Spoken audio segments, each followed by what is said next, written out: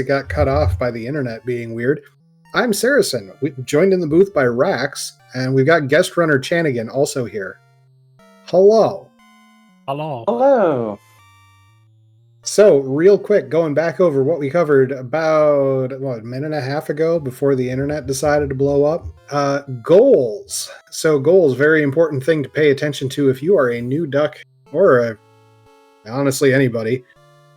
We are looking for 4 total orbs, which means we have to complete the elemental dungeons. We have a long Temple of Fiends Revisited, which means we're doing the whole thing.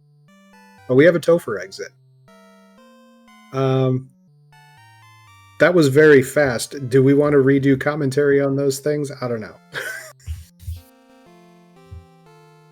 think it's worth. I'll do a quick version, just saying that the exit flag, if that didn't all get said, you can leave Topher.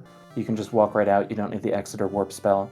It does give you the opportunity to go in, get some experience and money, leave if you have to buy spells or something. You can even get treasure in Topher and then walk out, although that doesn't come up very often. That would be very hard to do because you'd have to fight Lich on the way out at a minimum. Well, I guess if you're walking out from the validation chests, it's not common. We'll go with that. Yeah. All the rest of those fabulous flags we're leaving off. It's great. But we may explore some of them at a later date. Going on to our difficulty and scaling. This is, I would say, a very standard difficulty slider set. This gets used a lot in our Duck Weeklies. A lot of the Duck Weeklies are just based off of the preset flags. So seeing 70 to 150% variation, it averages to 102. And that's across all the stats, including HP, but it does not affect morale specifically. And, there's shuffled first strike versus ambush chances because of magic in the encounter section. We do have reduced encounter rates. If you are familiar with the vanilla encounter rates, I'm sorry. We are much kinder here because the encounter rates can go lower. They could go higher. We don't do that often. And we do get a bit of an XP and gold boost per encounter. So it's 2.5 times experience, which is, I believe it's actually applied as a division across the requirements per level and the costs of items. But the plus 100 is per monster. And then we do have progressive experience scaling, 10% per key item. So you find a key, you find a canal, a ship, any of that is going to increase your experience and gold gained for every encounter. And we also replace some of the gold chests in the game with experience chests, which can be very helpful. Thoughts and feelings from the booth? I mean, I think you pretty much covered it here. It's worth noting, just if folks aren't aware, morale is what affects the chance of enemies running from you. But other than that, I think you nailed this. That's the things that folks need to know. Awesome. All right. Incentivized items and locations. So if you are familiar with other randomizers, most of them do not use this sort of system. So what we do here, most of the time, is we say there is a certain chest or certain NPC or whatever that allows you to get the key item or the incentivized item. So in this, we see that all of our regular NPCs, so the king, the princess, Bicky, Matoya, etc., they will all be incentivized locations. In addition, the floater chest in Ice, the tail chest in Ordeals, the crown chest in Marsh, a special chest at the end of the row in Titan's Trove, the vanilla earth chest, the vanilla sea shrine chest with the slab, the Sky Palace adamant chest, Canaria Locked, where the TNT lives, and then a special Cardia chest are all incentivized locations. Want to go to those specific places because we know that there is something important. Now, it's not just the key progression items, it's also equipment. So our Mosmine, Excalibur, Power Staff, which is actually good here, and the Ribbon are all incentivized gear in the pool. Additionally, we do have hint givers in towns. I have this feeling that Chanigan is going to forget every hint giver. Am I right? What are those? We may poke at you to go check your hint givers. But the hint givers can tell you, hey, this item is at this place. And that can be very helpful. Some of them also have little jokes. I think it's just one dud per seed. It's fun. No, some of those are great. If you haven't played the vanilla game and you don't know where all those things are, there are a lot of great references online, but the one that I would recommend is actually our wiki at FinalFantasyRandomizer.com. There are references, lists of where everything is, maps, ideal routings. You don't want to think about all of that right now, but if you're just like, which is the chest with the slab? I don't remember, it's been 30 years. You can look that up ahead of time. Or just watch Chanigan get it tonight when he runs the seed. That's also an option. That's a very good point. Although if you forget. I try not to. I didn't think you were going to forget. Okay, so I think that covers everything here. On to game mode and overworld, where we have one flag turned on and only one. That is early open progression. Rax, do you remember early open progression? Do you know the two things it covers? Early open progression lets you get from Canaria over to Dwarf Cave. Does it open anything else? I thought it was just that. It does open one other thing. It opens the path between Provoca and Crescent Lake via the rivers. I forget that that's not vanilla. I think a lot of people do. So these are two edits that they may come up in the course of the seed, they may not, but they, especially the volcano ice river system thing, is a significant change for the randomizer. And so if we see an early canoe, we may see Chanigan doing some silly things with that canoe. Maps and routing. So we've got a couple very important things in here. Early king is probably not going to matter. But what that does is normally the king doesn't give you the key item or incentivized item until you have beaten Garland. You could theoretically go to the king and get the item first. You could. There's not a whole lot of reason to do that in this mode of play that we've got tonight.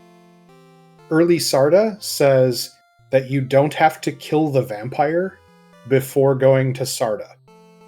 That can matter a lot. Frequently does. Early Sage is you don't have to kill Lich in order to get the Sage's item in Crescent Lake. And early Ordeals is you can enter Ordeals without the crown. Now, if you played vanilla, you know that you had to have the crown before you could go to Ordeals anyway, because you couldn't get out of the Inner Sea until you had the crown and its attendant quest chain. So it was a surprise to everybody when the randomizer was developed, and suddenly you kept bonking on Ordeals until you got the crown. All very important things to know about this. So these flags are very standard to have turned on. They accelerate gameplay a fair bit. Other things that we have going on here. So we have a randomization of the Castle Ordeals pillars. If you remember vanilla, it was always the bottom pillar of each room that had multiple. We shuffle. It's good times. Sometimes we get lost. Sometimes it's real bad. And additionally, the Titan's Trove edit moves the Titan a little bit to the left. And the reason is, if we get the airship early, we still need the ruby to turn in to the Titan in order to get down to the Trove. And since we have a key item or incentive item in the Trove, that's actually kind of important. The last bits here, the Gaia shortcut and move Gaia item shop. So I think anybody who played vanilla hated Gaia. It's the worst town in the game. It's a little bit better now. We cut a little path through the woods, and we put the item shop over on the right side of town instead of on the far left side of town. So you don't have to walk the whole horseshoe unless you're trying to go to the clinic, which is, I guess, like a day spa. Like it's kind of, built up back there. We couldn't really uproot it and move it. But the shortcut also makes it easier to get to the level 8 magic shops and to the ferry. It helps a lot. Lefenish Hospitality, we put a clinic and an inn at Lefane. It's pretty handy. That town normally didn't have those. And the Lefenish Superstore, Rax, tell the people the good news.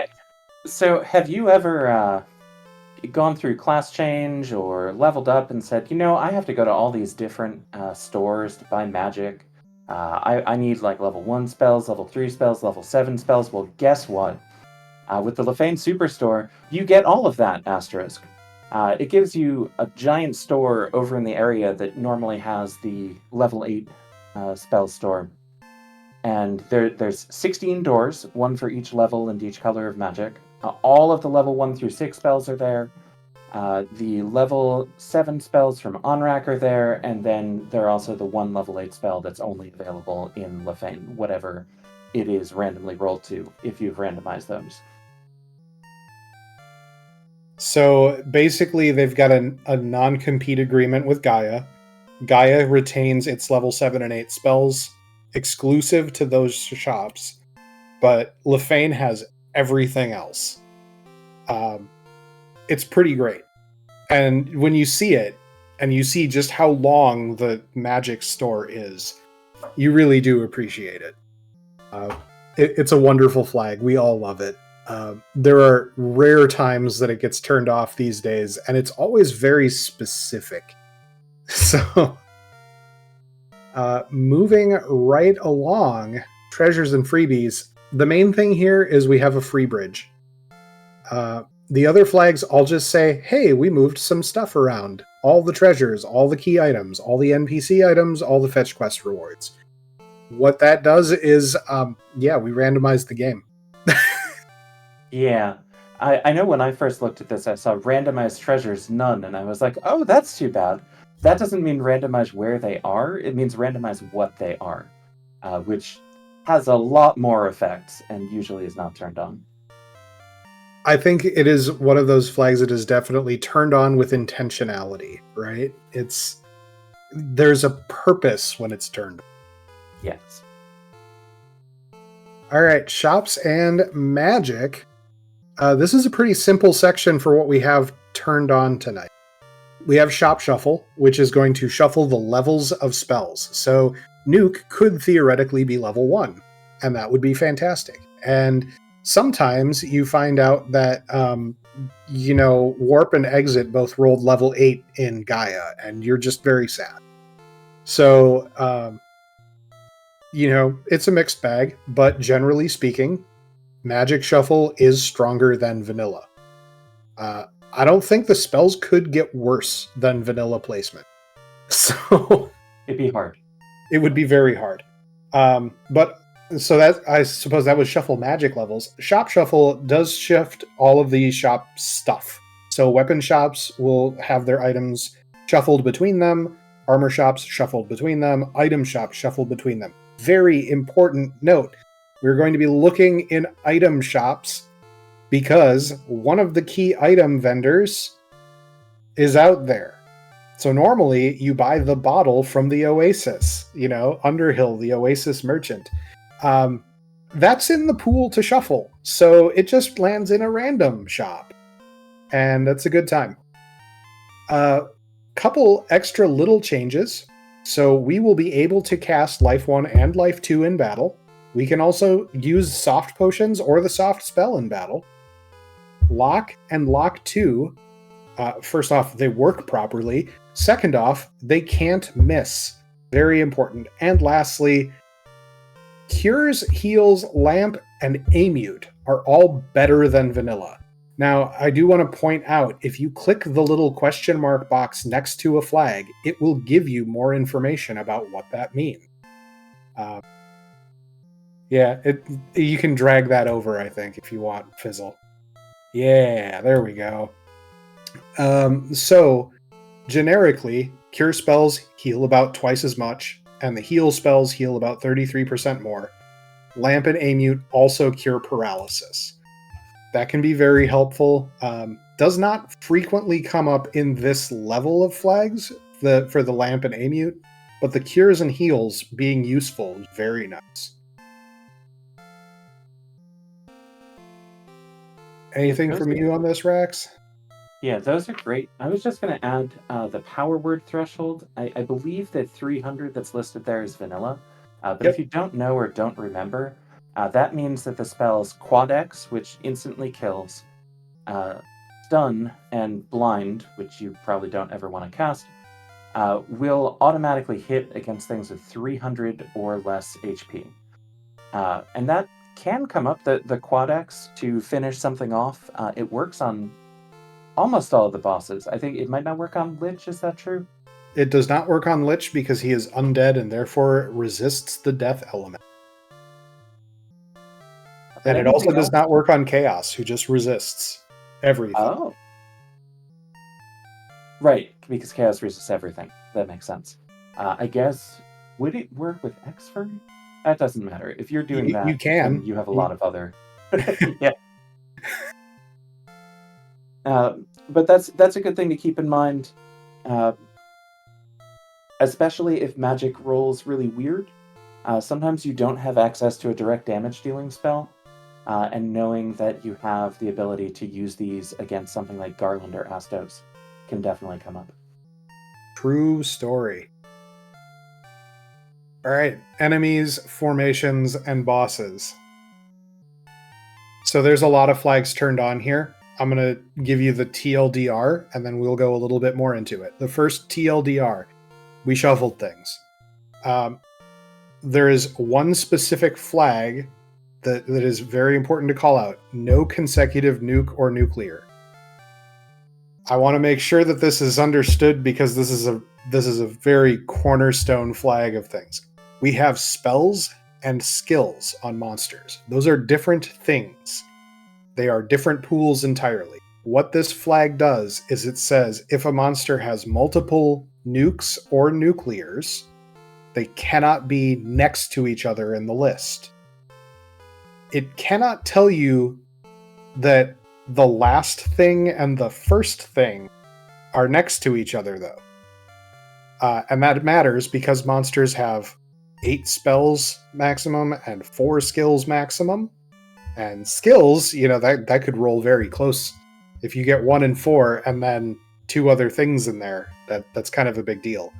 But the purpose of this flag is that you are less likely to have something just blast you to death right out the gate. Sometimes that happens, though.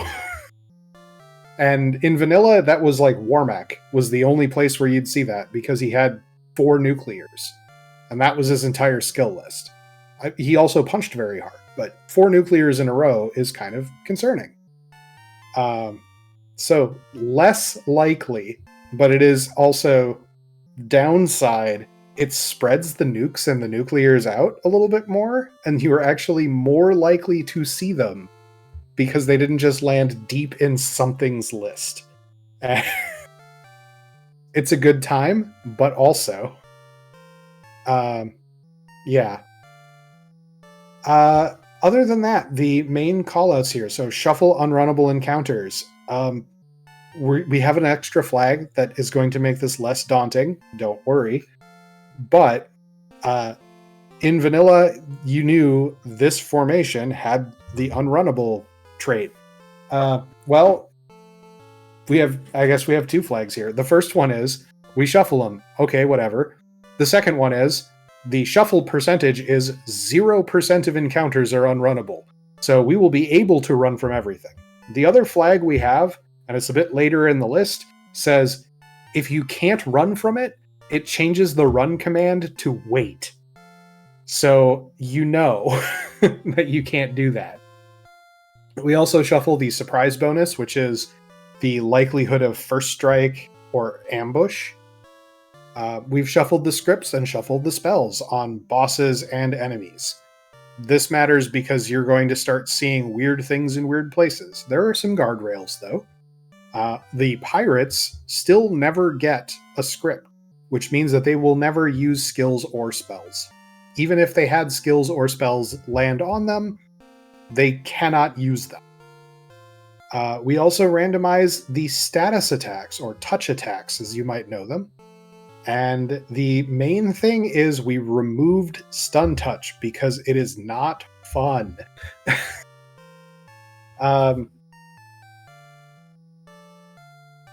That's pretty much Tile the ones that shuffle. matter, I think. Rax? Yeah, trap tile shuffle is the other thing that matters. Yes, yes. If you remember from the vanilla game, there are a bunch of squares that have a guaranteed encounter on them. There's a lot of text here, but the thing that's most important, they will still have a guaranteed encounter, but they won't necessarily have the same guaranteed encounter. The option that's here is shuffle, so they're all shuffled with each other. It doesn't add anything in, but like it shows in the little animation here, this used to be the Gurworm, and it could be the eye. It could be anything. It could be like an imp formation. It could be anything in the A set. Yeah. And there are other modes that B-side formations give different ones. You can mix those up. You can use local formations, so anything that you see that you would get on a normal random encounter could show up there.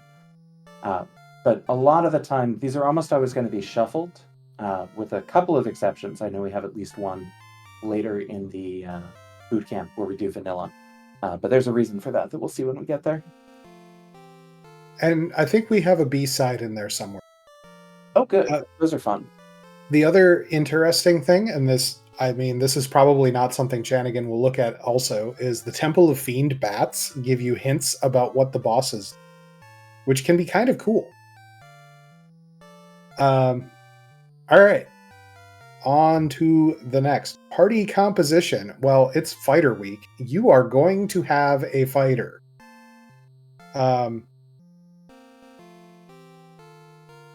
Yeah, you can take you can take more than one fighter if you want. The way that this reads, and you can see that there is actually an option to turn on taking promoted classes, but you won't see that very much. Forced means that you have to take the thing that's checked, and then you can choose from all of the other things, including a nun, which is nice.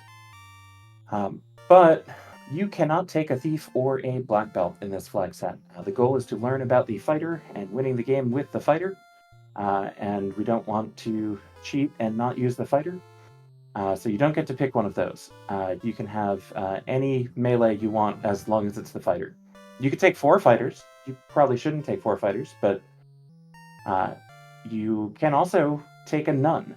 You can't do this in the vanilla game. If you want to have less than 4 party members to split up your experience differently, to save on menuing, that sort of thing, you had to let a character die, and here you can just select none.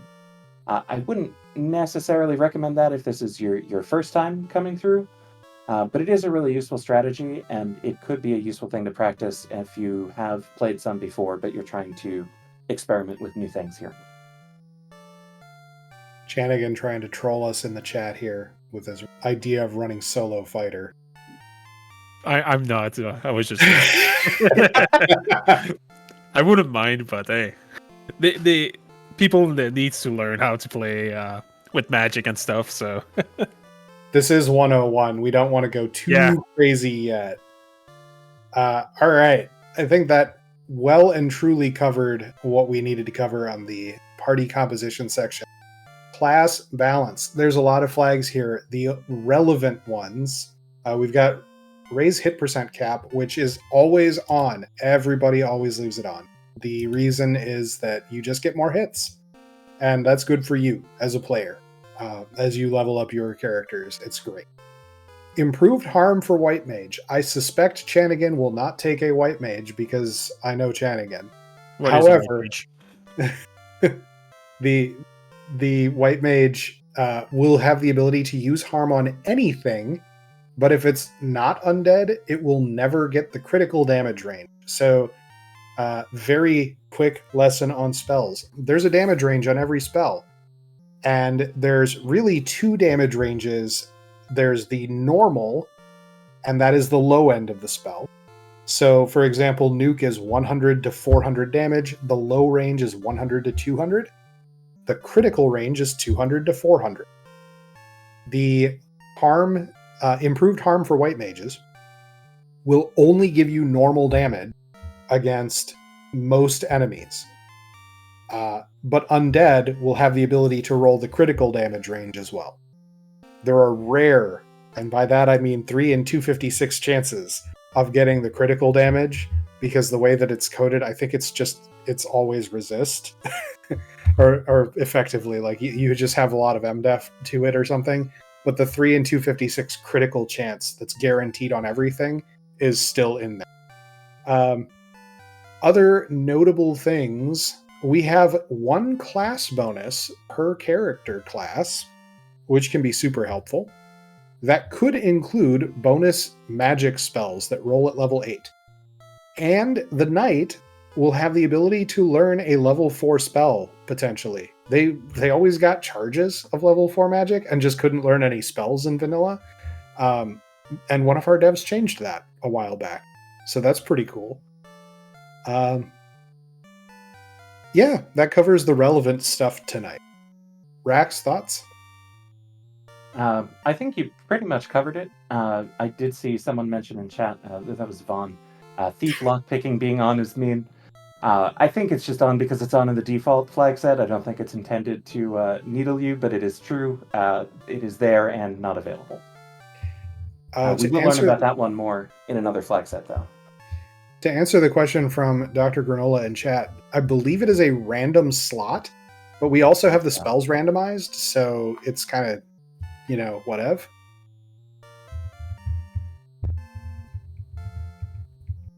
Yeah, I think we can go to gear and items. Heck yes. All right. In vanilla, you didn't start with anything in your backpack whatsoever and 400 gold to your name. We are instead giving you a starting inventory of the Explorer pack, which is 10 tents, 50 heals, 4 pure potions, and 2 soft potions. It's pretty good. It's good. It helps move things along without spending all of your money in the item shop. The other thing of note, well, I guess the other real thing of note, just right on screen, houses in vanilla didn't fully restore you. They do now. You get everything back with the house. It's great. Scrolling down a bit, equipment blessings. So, Rax, do you want to take this one? Yeah. So, in vanilla, there's no such thing as an equipment bonus. You might know from other games or D&D or whatever, like you can have a longsword +2 and it deals extra damage and it's easier to hit. That's available for all of the items, or at least all of the equipable items in the game. And that can be randomized. It really can affect what the right choice is in terms of gear to use early in the game, or even sometimes late in the game if the numbers are big enough. And in this set, we've been very nice to you. They can't go negative, which is a possibility in other flag sets, and they can go up to +7. And I believe it's not just a flat +7, it actually adds some factor based on what the existing stats of the weapon are. So a +7 Masamune is... It's better than just +7 damage, I think. Although you might know... It's... Oh man, I'm having to dig in the brain here. I believe it's +2. It's doing a lot more damage, basically. That's all. Yeah, it's yeah. For weapons, it's like +2 attack, hit, and crit, I believe, for each point. Yeah. Oh, it is right there. We have documentation. You you would think that I would remember this, having mentioned it before. So the hit max being 50 matters. That is actually the Masamune's base hit score. So vanilla Masamune is very good at hitting things. Damage 2 per point is very good because that is base attack power. And then critical, the most important boss killing stat in the game, goes up by 3 per point, which is very strong. Yes, that is fantastic. The main thing is, I'm just going to say, if you don't know the weapon stats, part 1, we have a flag for that. You just hit select when you're looking at it in the equip menu. You'll be able to see it, what the stats are. But from a real base point of view, big number good unga bunga. All right? Yeah. just pick the big numbers. On armor, I know this one. It's for chest slots, it's +2 absorb, -2 weight, which is minus evasion. And for everything else, it's +1 absorb per point and -1 weight. So the body armor chest slot is very important. And the other stuff is just kind of nice. So if you see like a chain shirt +7 in the seed for tomorrow, buy it. Yeah. Chain shirt is basically end game armor most of the time, it turns out, and then when it has a plus, it's just great.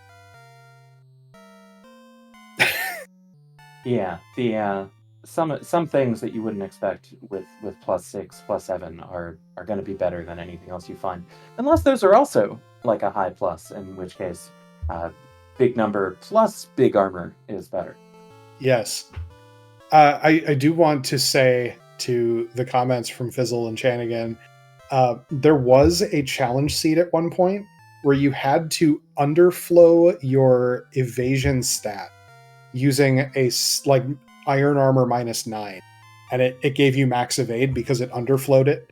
It was wonderful seed for the stupid learning that it provided. Okay, other things here. So double weapon crit rate. So, all right, part of this is because we fixed weapons in the randomizer. There was a bug in vanilla. You'll hear that a lot in this community. So there was a bug in vanilla that that got fixed, where the critical on the weapon was its index number instead of its intended critical number. Yeah, that got fixed. Similarly, things like temper, saber, lock, those are all bugged. They're fixed.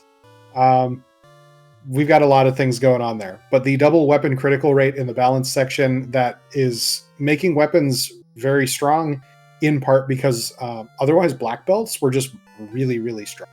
Additionally, we have, Fizzle, if you want to scroll up slightly, we have increased weapon elemental type and damage bonuses. So the Excal, the Flame Sword, the Weir Sword, the Giant Sword, all of these things that say that they're really good at hurting certain things.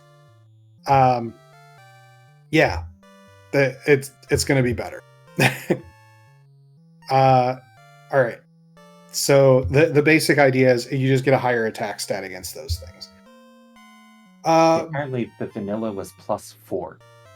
So yeah, but it also didn't a lot work. better. Oh, it didn't even work? That's extra funny. All right, so bug fixes and conveniences. All right, just real quick, this section is huge and we're already 40 minutes into the stream. So if something was bugged in vanilla, it works the way it was written to work. So temper actually helps you. Lock actually reduces enemy evasion instead of reducing the caster's evasion. All those things actually function. Running works the correct way, though we have the ability to change that too. RNG tables are better. We've improved turn order randomization because turn order randomization in vanilla was hot garbage. It's a little bit better. It's still not great, but it's much better than it used to. Conveniences. If your character dies, it doesn't go to the back of the party anymore, which is really handy. you will walk faster, you will sail faster, you will do everything faster. Loading times are reduced, like the screen scroll that happens when you enter a town is faster. You'll be able to see more things. You'll be able to buy things in quantity. That is a thing that didn't exist in vanilla. That is what we called, hey, little brother, here's the part where you get to play. Just hit the A button a lot. Yep. We have auto-sorted the inventory, so the loot is not the first thing in your inventory anymore. It'll be heal potions or whatever, consumables you have. So all the key items sync to the bottom where they should be, and all of the things you actually use are right at hand. Battle magic menu wraparound, very handy. You can go by hitting up from level 1 magic to level 8 magic. NPC guillotine is the perfect flag. If an NPC only has one dialogue and you talk to them, they disappear. So you will no longer get trapped by bats in the Earth Cave. Auto retargeting. We have that. It's new. We didn't used to have that. It's pretty great. So if your target dies, you'll just swap to the next target. Shop information and chest information. You'll be able to see things like stats. You won't have to refer to an outside source while you're running. You'll be able to just hit the select button or equivalent, and you'll see the stats of an item. And when you open a chest with an item, it'll show you the stats of that item. Incentive chest fanfare. This matters because the ribbon is incentivized. And so there are 3 ribbons in the game, and you sometimes couldn't tell, especially if things were shuffled around. Was that the incentive item? You'll know now. And last, but certainly not least, trance is status element. Trance used to be non-elemental, and it was basically either wait for your party to die or hard reset and just do it again. And that felt real bad. So we gave it an element. So now you can use a ribbon against it. That was a real fast breakdown of many things. However, the short version, again, is if it's sucked in vanilla or it was bugged, it's fixed. Any thoughts to round that out, Rax? I would just say it's worth, if you have some time, going and clicking the question mark next to each one of these. We're not going to do it now, but there's a lot of interesting options. It gives some more context on them. But yeah, the short version that you gave is great. It's just better. If you're like, wow, that didn't work, now it does, with 1 or 2 exceptions. And even those, there's often flags for that just aren't on by default. And we don't have to look at the last section, which is the experimental stuff. Nothing is on there. We don't need to pay attention. All right, 45 minutes in. Chanigan, are you ready to show these people the fighter? I guess. You didn't think I was gonna yap like this, did you? Nah, it's fine. It's fine. Okay, not too bad a fighter. Resists Earth's time and death element, which is pretty good. Gonna take a nun at least, because I like running 3 party members. Red mage is not too bad. White mage, we don't talk about it. And learn slow. Okay. So, just to have a bit of white magic, my party will be the fighter red mage and black mage. Those that know me know that I don't like the white mage. Prefer red mage, especially with those, let's say, easier flags. So yeah, I guess I'm ready. These do certainly qualify as easier flags compared to what you're used to. I'm ready if you're ready. Rax, Yep. Are you ready? I'm ready. Let's Alright. do it. All right, we'll go in 3, 2, 1. Let's go. First thing off, I'm going to white and black magic just to check what's on it. In it, life 2 is pretty great. Temper, Fire 2, I just fumbled. I wanted to put Fire 2 on slot 1, but now it's going to be on slot 2. So Definitely don't worth have noting, reorganized magic on. Nope, it's we not don't on. have that on because this was one of the flag sets that I forgot to turn it on. Yep. So So it's worth noting, one of the things that Chanigan did here was in seeing here's our hint giver. There's a ribbon in sky. Okay. All right. Useful to know. Commit to the spell order if you don't have that otherwise fixed. So it takes time to reset the game, rename your party, do the party select. If you mess it up, we will later on in the boot camp. I might have to go and fix this in some flag sets. Whoops. Turn on the spell magic reordering. But the general idea is we want to have our sweepers up front because those are likely the spells we use the most. And then we want to have our utility, like Temper, second or, in a relatively easy location to get to, but not necessarily the first slot unless it's the best spell of the level. Yep. And the important note on that is you also want your casters to be consistent. And by that I mean you don't want to have different orders on your casters in case you had to switch the party order or just getting confused while you're playing. Yeah. It's always rough to have like the red mage having the like Fire 2 on slot 1 and the black mage on in slot 2. So if you fumble, just deal with it. So this is very common order here. We want to go after Bicky after we've done Garland because we get a lot of experience from the pirates. We get an item from Bicky. We get good gold here as well. So it lets us go through, get our level 2 magic as well. And the key is a very nice item to get. Yep. So Yeah, notably, we got the crown and the ship from the Royals. Oh, you know what? Yeah. Let me go to the armor shop. Chain plus 2 is pretty good. That cloth plus 6 is probably end game armor for the black for the black mage. Yeah, let's take one. One thing that you'll notice is I don't want to press start to equip my equipment until I need to do it. What I mean is like I want to limit the number of times that I press start since it takes a few seconds every time. So probably just do it right in front of the inn. Oops, armor. And there we go. So pretty standard Provoca. You'll see me reset a lot of times when getting encounters. This is only to encounter manip.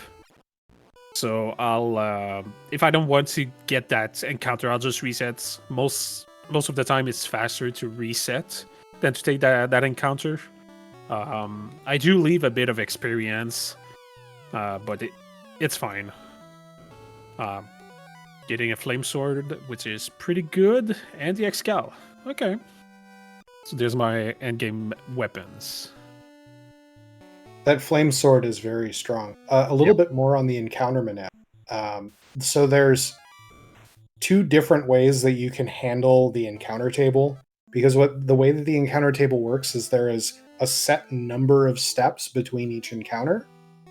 There is an order to that, and there is an order to it going back and forth or resetting, etc. We have a whole guide about this in the wiki. I don't want to go too deep into it. However, if you do what's called a soft reset, which is the equivalent of hitting the reset button on the console, you are staying at the place where the encounter was and moving on from there. If you do a hard reset, which is like powering it off and powering it back on, then you are starting from scratch. You are back at the very beginning of that encounter pattern. So that can be very useful. We may see that at a later date. It is something that gets used a lot in the Yeah. racing. Oh, canoe. Let me temper my fighter.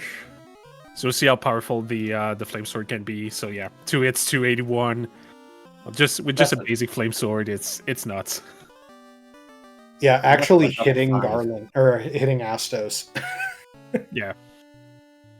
So I'm gonna do a bit of a greed check. Just get a few some armor, some money, because I'm pretty low on cash and experience. Oh, and a gold bracelet. So we have a flags enabled that puts experience in boxes instead of gold. So just got 5,000 XP on everyone, which is a pretty good. So that number is pre-split. So Yep. like it is going to split among the live party members. So yeah, it does matter like that you have 3 versus 4. So then it is lower than you might think, but it is also still a lot. Yep. So what I did just before entering Marsh Cave is, since I know the first 2 encounters in when I hard reset are next to each other, I just saved hard reset, which put the encounter back at 0. Let's say that. Took the first 2 encounters and entered Marsh Cave. So that way I don't have to. Wow, this is pretty good armor. So that way I don't have to get those first 2 encounters in Marsh Cave. You know, it's just sad that both the gold and the opal bracelets rolled Neutral. to neutral. Yeah. Bottom of the range. Also, what a rude pack of frost wolves. Yep. Yeah, that was a little scary. All right. We can escape. Yep. I forgot I learned exit on the red mage, so let me use that. I forgot I don't have charges. It's okay. The scenic route. Yep. One thing that you will also see out of Chanigan is pretty optimal step routing. Going in front of doors is pretty good. You basically skip a step. So there are what are referred to as free steps in the encounter table. Those are in front of doors, at the door, just past the door, the bottom line on rooms. So anytime you see the black background rooms because you're inside it, the bottom row of those rooms does not have encounter progression. So you can cause yourself to not take encounters the whole way through those squares. And that can be very helpful in navigating. Yes. So with the canoe key canal, I have a few places open. I'll most likely go to Ordeals because I'm a big believer that Ordeals has everything. And I'll also go back to Elfland to check the item shop since I didn't have any money when I first got in. I'll buy a few tents, and there we go. And check Black Magic real quick. Ice 2 is fine. Warp is fine too. Warp is nice if you're planning on going to Ordeals anyway. Yep. I only have a 1 charge though, which is pretty sad. Alright, nothing good. Let me exit over there. And save. Is that 1 charge total because of the red mage, or just 1 charge per caster? Because of the red mage. The black mage currently has 2.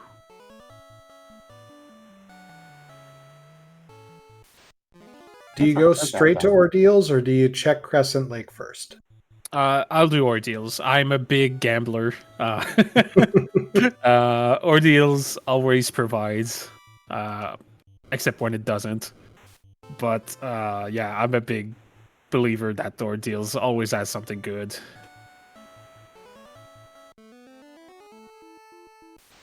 So one of the other areas of free stepping is rivers entering and exiting. So anytime that you are entering the canoe or exiting the canoe, you're not advancing the encounter table, which means that you get to see funny zigzag patterns at a couple places on the map. So, Chanigan, when you're counting out your pillar maze here, do you use numbers, top or bottom? Like, how do you? Bottom.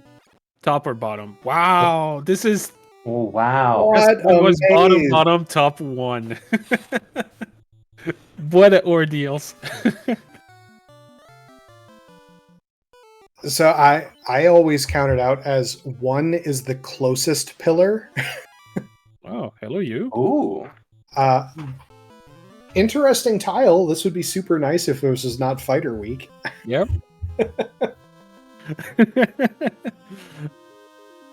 This is build. very good experience early on. I won't take it just because I don't need the experience right now. And nope, there's the ribbon. A free For ribbon. that, I will put it on the red mage since the red mage has life 1 equipped. Life 1 spell, I should say. And TNT. All right. And I'm not taking the trap tile. Just gonna exit. This is a bit faster. And let's turn in that TNT. Why not? So to Vaughn's point, if this could not be a double ribbon, we know the incentivized ribbon is in Sky. So Yes. it would have had to have been the other random ribbon in order to be double. And bridge boss. All right.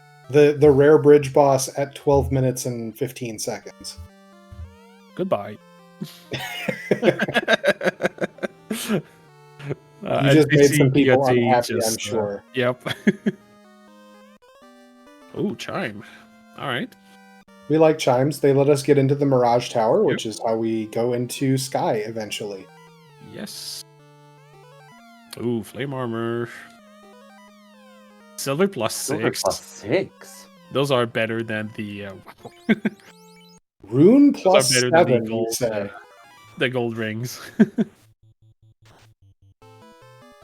So yeah, this ooh, glare.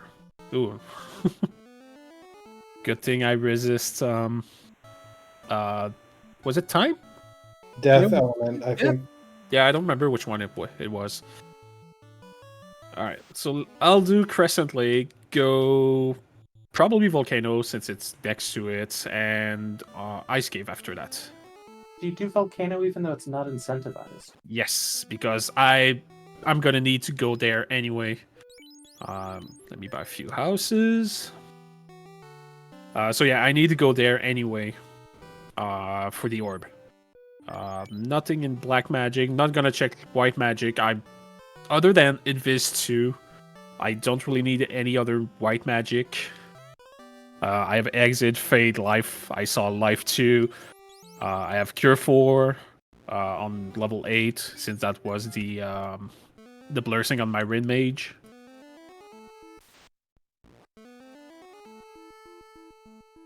So, just a quick call out.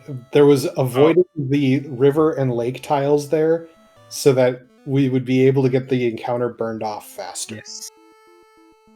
So I forgot to talk to the hint giver because I don't normally talk to them. But in the Circle of Sage in Crescent Lake, there was one next to the NPC that gave a great thanks, which gave the key item. So I could have talked to him to know what was in insert key location. So I think the call out worthwhile here is the later you get into a seed, the less worthwhile the hint givers are. Yes. Because a lot of the time they're just going to tell you things you already know. I will do a few greed checks. This is a good room for greed checks. Yep. Lots of money, equipment. Ooh, power bonk. Let me take that. Let me drop this. Put that. And whoop, this. There we go. I like taking the opportunity to move everything when you're in the menu anyway. Yep. That's efficient. So yeah, I really try to minimize the number of times I need to go to my menu. Should just exit. That's faster. And while I'm there we go. But yeah, I try to minimize the amount of time just because it takes like 4 or 5 seconds just pressing start and going to a menu. But yeah. So what I'm looking now is in Volcano, at least it's pretty much nothing.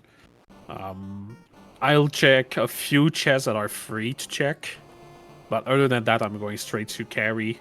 I have temper, which is more than enough.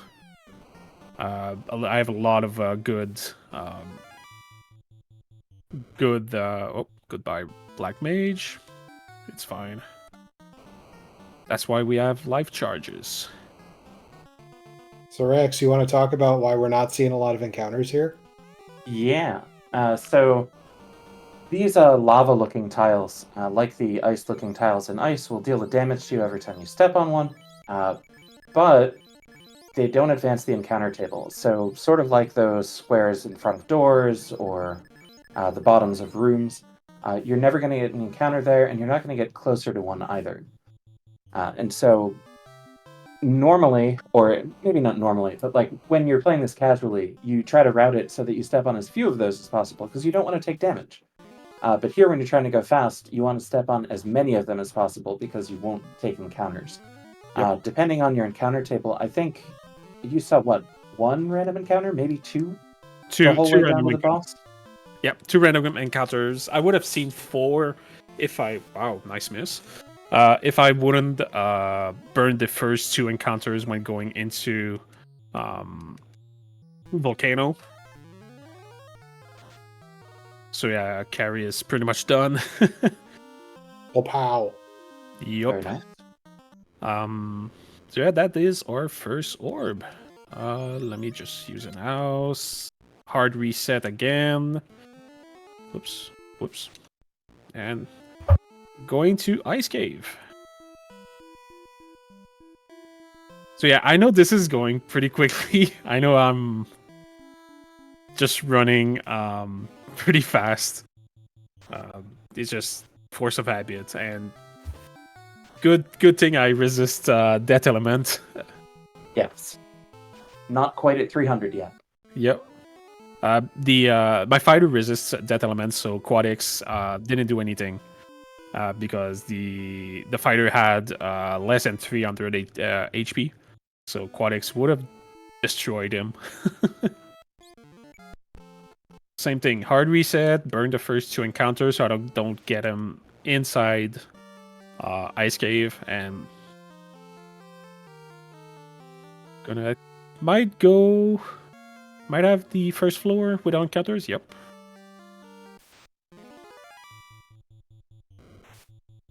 And you have the tools to get through Ice Cave very quickly.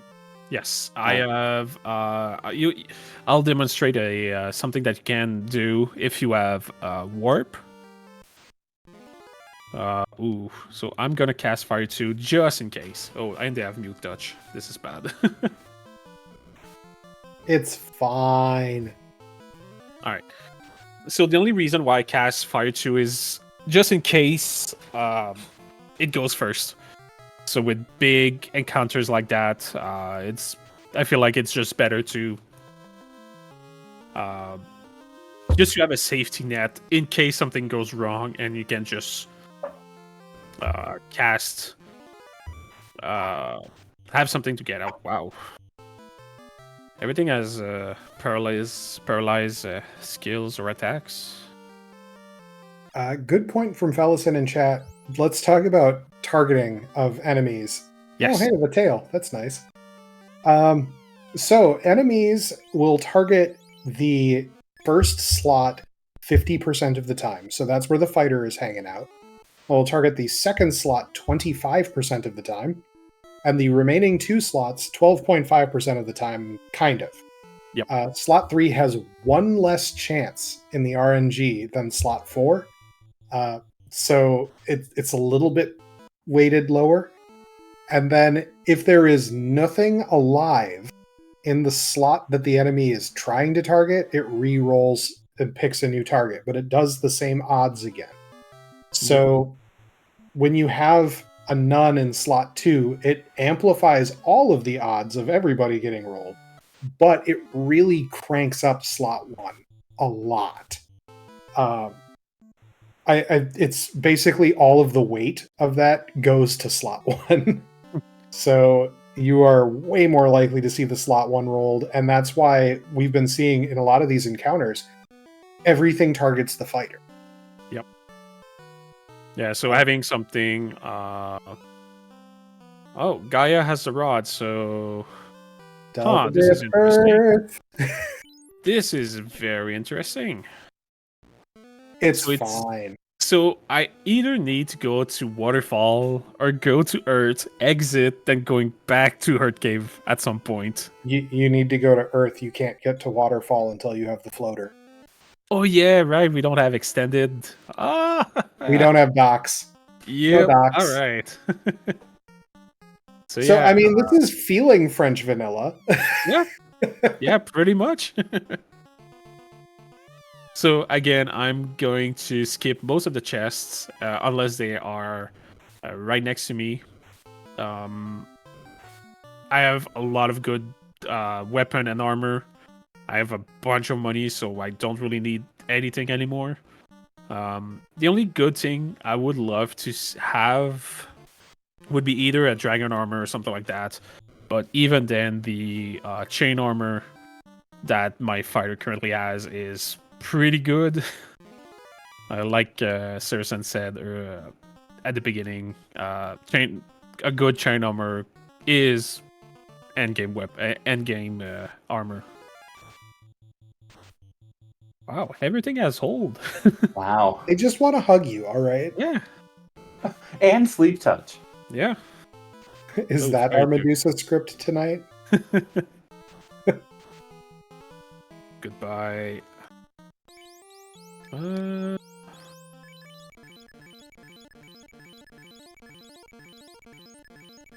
If you see the speed on this heal potioning, there's a trick where immediately after you hit A, you hit B, and it cancels out before it finishes even playing the sound. It's easier on keyboard, but you can do it on controller. Really, the best thing to do is sometime that you have like 1 HP and you need to level it up, just try it, just experiment with it. You'll find it eventually. It's something that I try to implement in my gameplay loop just before or during Winter Tournament, which just finished. Just it worked out pretty well for you, clearly. Yeah, but I'm still learning it. I'm not consistent enough yet, but I'm getting better. Oh wow, this seed, man! Yeah, the French vanilla is really extended out.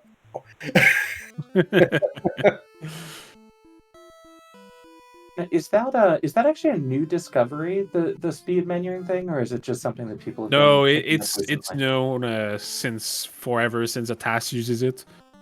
But I'm just bad at it. It's just something I feel like can save a few seconds here and there. Oh boy. So I was hoping for floater, which is why I didn't go to the stair. that was the minutia I was about to ask you about. All right, so if that had been the floater, casting exit would have been faster by removing encounter potential to get to the airship. The other option is to walk out of the cave, save, or just walk back in. Masa +5. All right, we got a real weapon.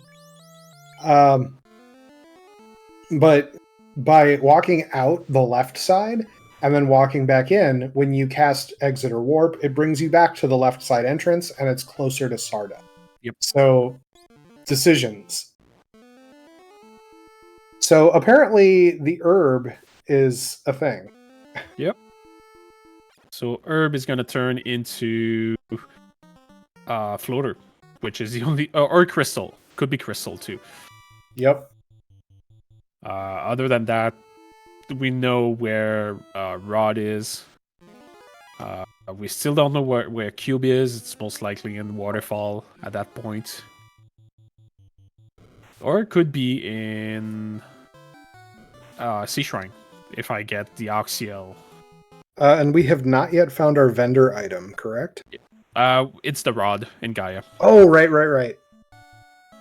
That was not calling out the bottle, it was calling out the shop. Gotcha. Yep, the shop. Yeah, it told it. The hint giver said he sold it at Gaia. Right. So yes, I managed to read that in the 0.2 seconds. The thing was on screen. And the crystal. Hooray! So I hope you like fetch quests. Yeah, clearly.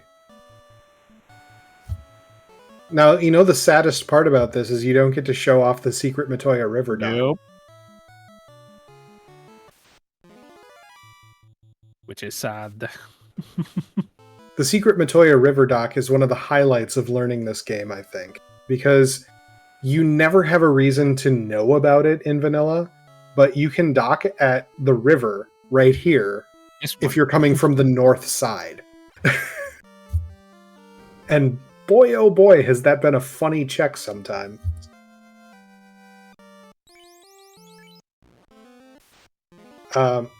We have clearly hit the part of the seed where Chanigan stops caring about anything and everything that you could possibly loot. So Yep. That's worth noting as well. Yeah, this is going to be a sub hour for sure. This, well, we never know. Topher, Temple of Fiend Revisited can still throw curveballs. But yeah, this is I have a very good armor, very good weapons. I know where I need to go. So yeah, this will be done pretty quickly.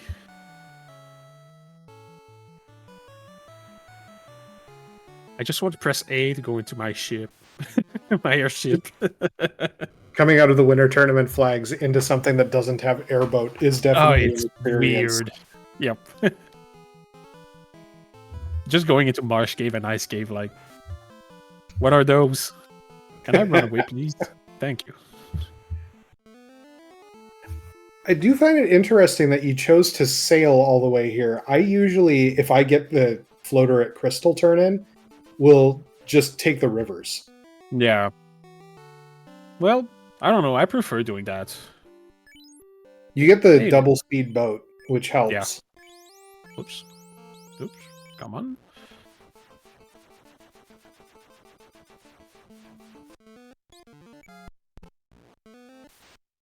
Aw. Maybe second one? Okay. Oh, wow. The second one is better.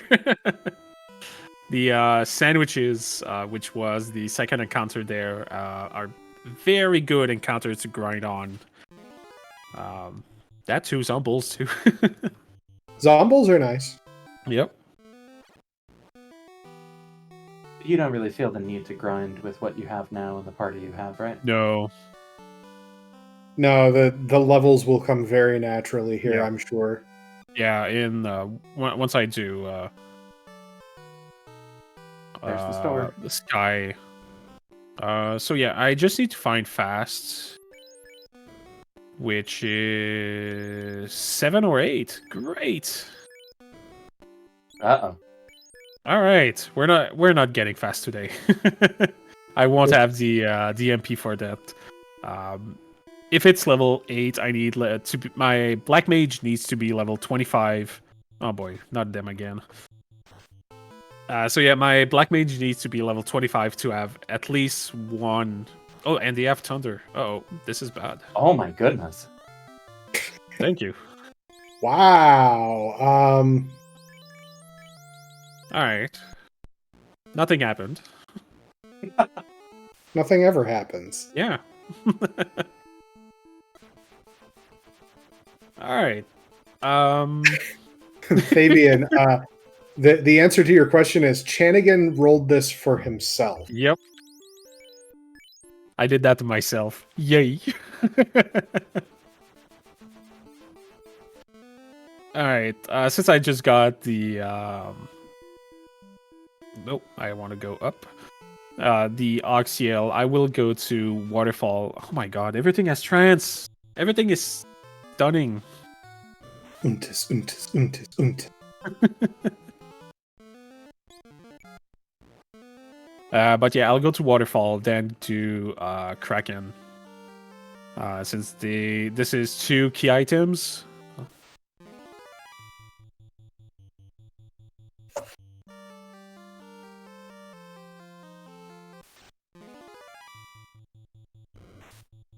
Oh, I also noticed Nuke is also level 7 or 8.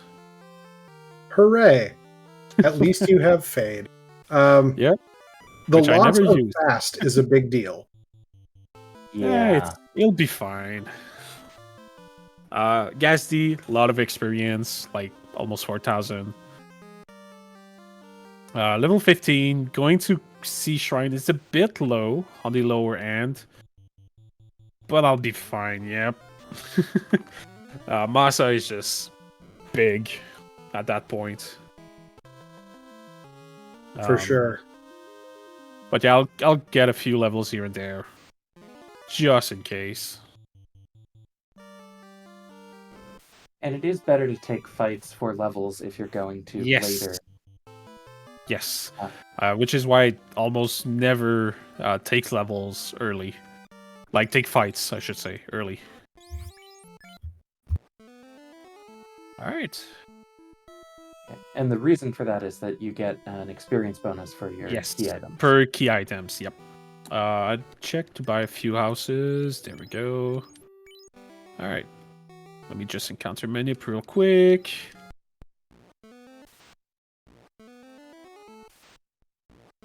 Promotion right now, Tavion. I won't promote, only because I have everything I need right now. The only thing I would promote for is life on the night. But again, would I really do it? I don't know. Yeah, no Excal. Masa is just too big. But yeah, the I don't feel like promoting gives me anything good. Yeah, Life 2 on a Red Mage could be nice, but again, I'm fine with Life 1. Yeah, because you already have Cure 4. Yep. The Red Mage Heal Plus is very nice. Yeah. But for people know me that I'm a big speed and power guy. So I like to go in places where I'm barely able to survive, or just go there very low level, which sometimes can work and sometimes doesn't work at all. So we'll see. Oops, I nope. do think when you're trying to improve, though, it's really worthwhile to take chances like that, especially in practice. Because if you're never dying in Topher, you're not taking your Tophers aggressively enough. Yep. Absolutely. Yeah, which is why I don't like the White Mage. I feel like the White Mage doesn't give anything other than healing, which is not a turn to deal damage. Oh my god. Alright, we'll be there and in a while. Oh, mute asleep. Okay.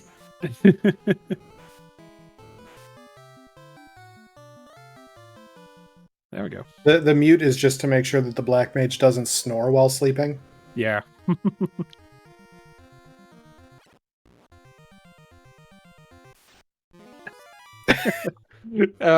Fellas, I would say yes, because just to show how fast you can go.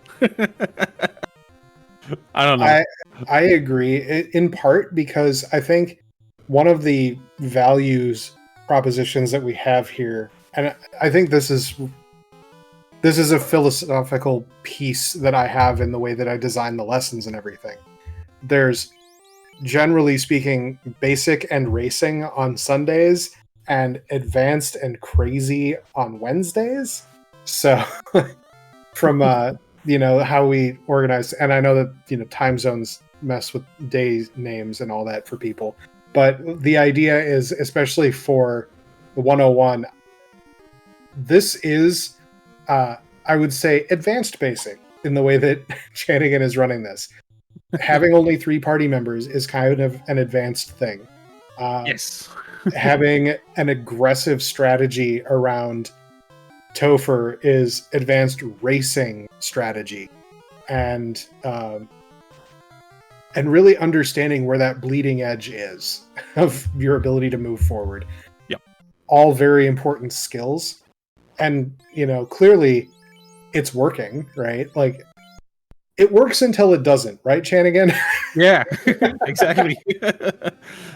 Which you hope it works like 9 out of 10 times, which it doesn't. See, I need to say, I hope it doesn't, because I don't play that way.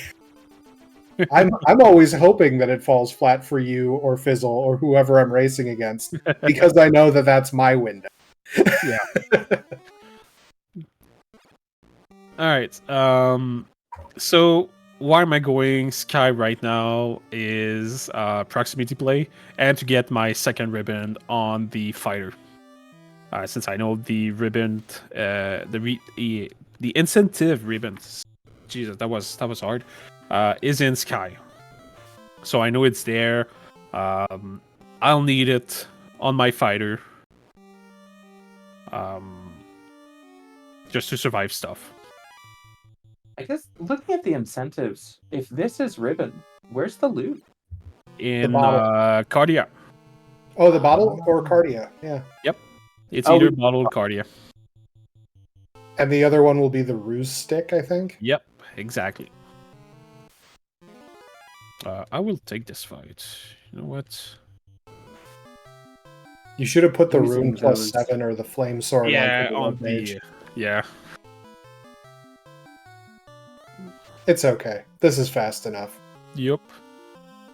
So yeah, raw goals, bunch of experience. Should clear up this, and there we go. So let me put this. Whoops. You know what? Let's switch the fire and the flame armor. Flame armor is 32 absorb, if I'm remembering correctly, where the chain plus 2 is 20? 18? Something like that. Again, doing this in a single menu instead of doing it in 2 menus saves a bit of time again. Yeah, 32 versus 19. Yep. How did we split the difference on that? So, just a thing for newer runners, don't worry too much about the specific numbers, except for there is a set of numbers you should learn. And that is the fighter at level 24 with a Masamune at plus 0 or greater will have 5 hits. Yeah. Very important numbers right there. Level 24 fighter. I will take that. Oh, we got the robot chicken. So, Warmek, hello there. Definitely taking this. Alright, this is pretty much done. But Warmilk yeah, is still scary, but less threatening without four nuclears. yeah. And there we go. So there's 32 XP. They are all my levels that I needed. Pretty happy I got a Warmick.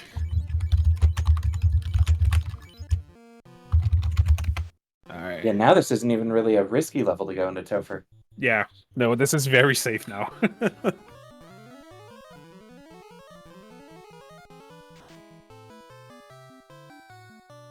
So again, just temper.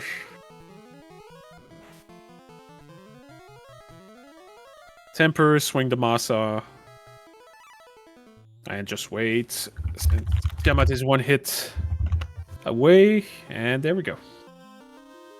So I'm level 23 on the Black Mage, which is 2 levels short for level having a level in level 8. Yeah. So I think I will promote just in case. But before that, I need to get the key item here, which is in this box, which is the loot. Sure is. I guess promotion is more appealing if you're already in the Cardias to pick up an incentive. Yeah. If it wasn't incentivized here, it might be less worth it. But yeah, I'll promote. Why not? I think the value is there because of the possibility of getting a fast charge for Chaos. I guess it could be level 7 in Gaia too. Yep. Could be. That's true. I might have 2 chargers. That'd be nice. This also lets you put on like the Aegis shield if you want, or any of the other great equipment. Though you haven't been checking a lot of boxes because you had pretty much settled yourself on equipment. Yeah. No, the equipment was pretty good. There's Nuke, so why not get it for the Red Mage? So yeah, Fast is here. Hello, Fast. Hooray! There we go. I was worried you were going to exit without your ruse stick.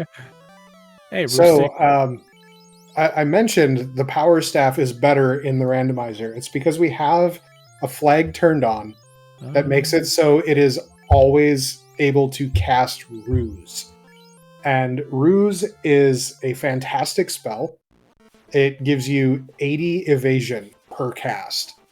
And that means that 3 casts of it basically makes you immune to enemy melee. With an asterisk. Yes. There is an asterisk to that. But, I mean, that's still pretty good. Yeah. Thieves, generally, because we have an evasion buff, or an agility buff on them, need only 2 casts. But the ability to just ignore melee, especially on higher scalings, is super powerful. Yes. Very. It's pretty much the only reason on the bonus stream on when Friday? was that? Friday, yep.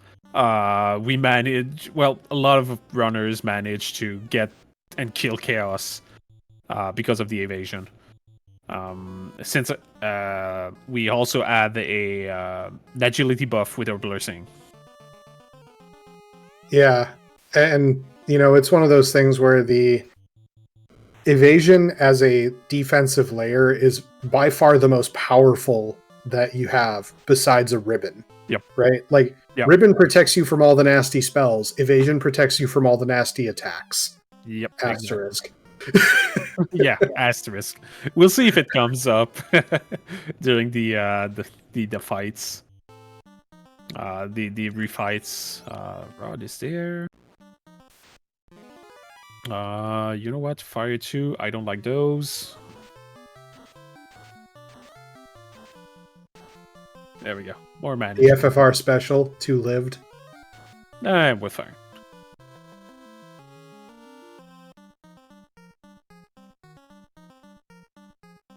I do like that we get to see the promoted version of these alternate sprites that you use. Yes. we never talk about that. That and the custom music that I'm using. The sprites. I'm sorry. I don't remember who made them initially. It's been in the community since forever. The only thing I changed one of the sprite, the thief walking animation on the map, since something was bothering me. But yeah, other than that, yeah, the loved custom sprites, and I use the custom music, which is fairly new to the randomizer, which takes a lot of music from Final Fantasy II. How many yield pots? Let me get some yield pots. Which it's really love the new music. Just gives a bit of a new, something new to the randomizer. And yeah, blink it and you miss it. I'm already Topher ready. Did you hit 25 on the Black Mage? I did not. 24. So no fast casts. We'll be fine. I have 9 tempers. Well, 18 technically. I almost went to the left. The mid 46, Topher 30 strikes the brain again. Yep. Yeah. So welcome to Long Topher. It's a gauntlet of, I don't know, 8 floors, I think. We can count. Which This is 3. Yeah, I'm pretty sure it's 4. 8. I don't know. I will validate though. That's actually hard. I will validate the run. There we go. All right. So valid. Let me put that. And where's my pan flute? There we go. But yeah, it's a pretty big gauntlet. Knowing how to navigate Topher is, I think, a very good thing to learn, even though mid Topher is more popular right now. Knowing how to navigate into Topher, Long Topher, I feel like is still a good thing to learn. Only because some people might throw it here and there. It's fun. It's a nice flag. Yeah, and I mean the flip side of it, and I think that this is always important to bring up, is we want people to actually have exposure to the different varieties that the randomizer has. So we are starting with Long Topher. It's the vanilla Topher. We want everybody to actually know how to navigate and deal with the challenges here. We will see the other varieties of Topher as we go along. Though I have strong doubts that the developers will go with my terrible idea of an extra long Topher that I posted into the dev chat. I want extra long Topher. Throw some extra floors in there. Yeah, throw in the deep dungeon. I mean, deep Topher in the shuffle is an option for those of us who like an extra long challenge. And was it Mad Martin who rolled a bunch of deep Topher seeds with extremely long deep Tophers for the challenge weeklies years back? Oh, yeah. Those were crazy fun. Yeah, 18 floors before you get to Topher, and it's long Topher in the after you've done all these 18 floors. Ooh, I don't like to see that. There we go. Perfect. All right, we'll finally see Roostic. I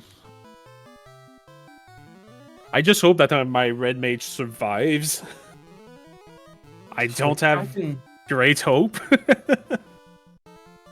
Kraken does have a habit of punching life casters. Yup. Is just in case something went wrong, but... Well, yeah. This is as good as it was going to get for you.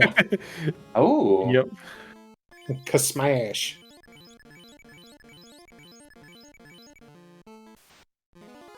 Again with a 6-pack of water. Good thing I ran away again.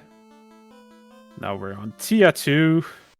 Shouldn't be too hard. So again, temper, fight. Ooh. Spicy hit coming out of Tia there. So we'll temper and lock 2. Oh, big nuclear. Ooh. Black mage. So this is gonna be a bit spicy. I will still throw in the lock 2 just in case, but we're fine. So remember that whole conversation about hitting the bleeding edge, right? Like, this is an example of that, where you're really trying to target acceptable progression. Come on. And this really hit that on the head, right? Like, sure, the Black Mage went down, but so did the boss. Yep. We had life. We had all the resources we needed.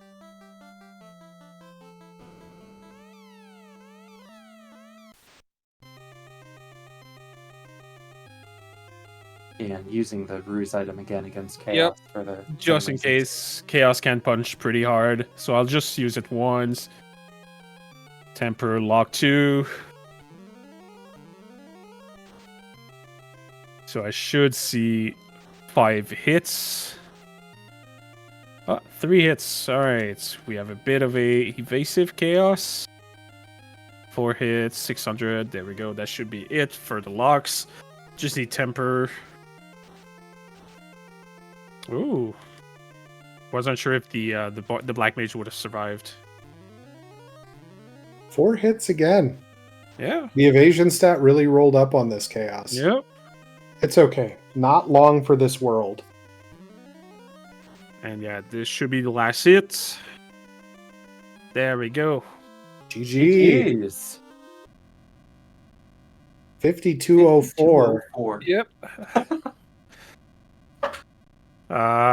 Yeah, I could have gone a bit faster, I think, if I would have gone instead of going to ordeals, go to ice cave and do that stuff. Mhm. But again, both of them were fine. The Warmech, I feel like the Warmech kill in Sky was just what I needed for levels, because I don't mind going into Topher with how low I would say the stats were. I would have I minded going at level 18, which is for me the bare minimum with a fighter. Mm-hmm. To go into Topher, especially with long Topher. But again with a Masa +5. It's fine. But yeah. No, this I know this one went quickly. I tried to show a bit of like how I play. I'm all speed and power. It's not the best. Sometimes you gotta take be safe. But yeah. That's Twitter talk. No, I don't know. That was fine. That was good. Still good. I think you got to show off exactly what the seed wanted you to show off. Yeah. Yes. I could have talked to a bit more of the int givers early. I forgot the one in Elfland. Mm-hmm. And the one in Crescent. So that could have said, oh, there's that thing in Ordeals, and that thing in Ice. So which could have maybe helped me in the end. But knowing like the rod was the shop item in Gaia, that helped.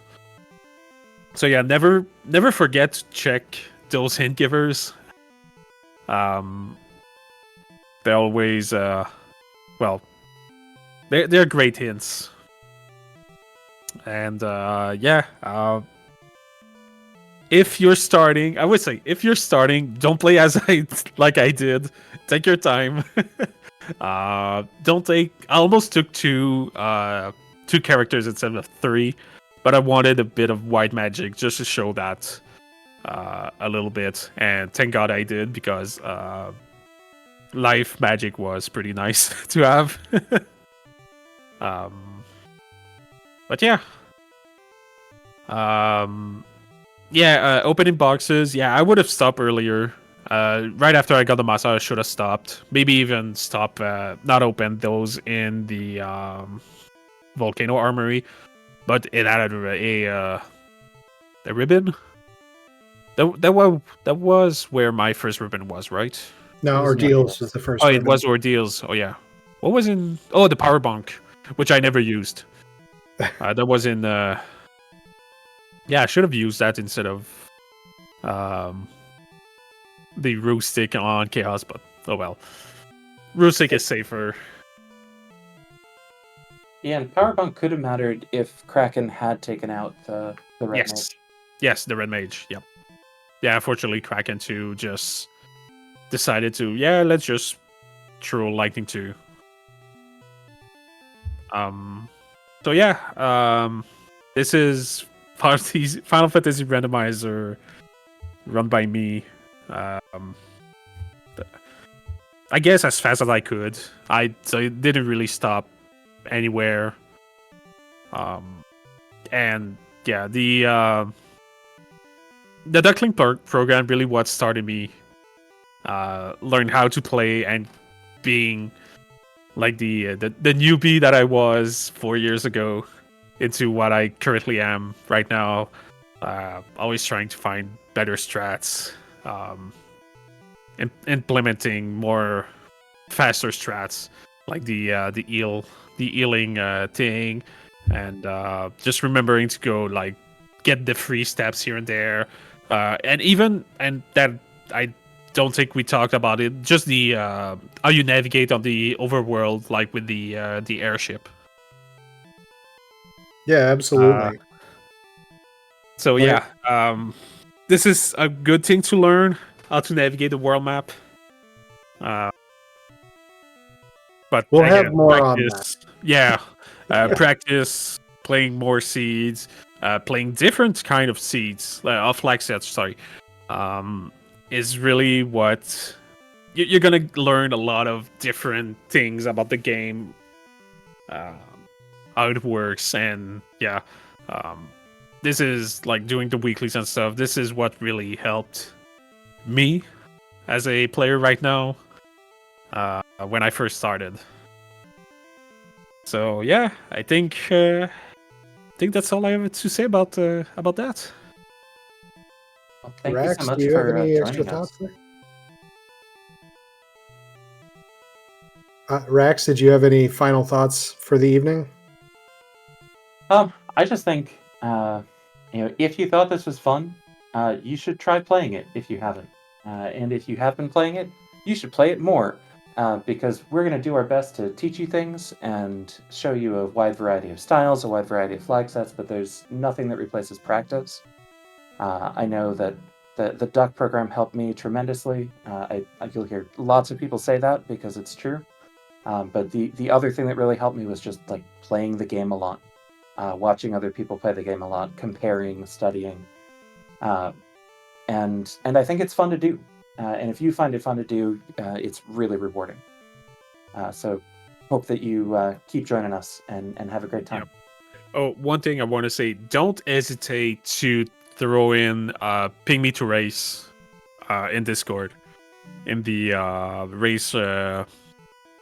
What's race organization channel? I think. Yeah, that sounds right. Yeah. Don't hesitate. Like I said, playing different flag set, different seeds of the one flag set, like the Duckling weeklies. Like this is really gonna help you build up the muscle memory, just for movement, or just menuing. But yeah, don't hesitate to throw a race ping, and just play on the side, like just for fun. It might take 1, 2, 3 hours, but every seed that you're gonna play, you're gonna go faster and faster. Gonna learn like how to play these kind of flag set versus those those other kind of flag sets. Like, just basically, it's play more. it sucks, but yeah, play more. Watch, read the wiki, and yeah. And ask questions. Honestly, Yes. Like, Yes. Always everybody ask here questions. loves to talk. Yes.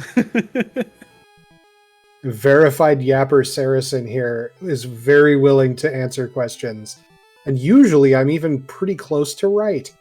I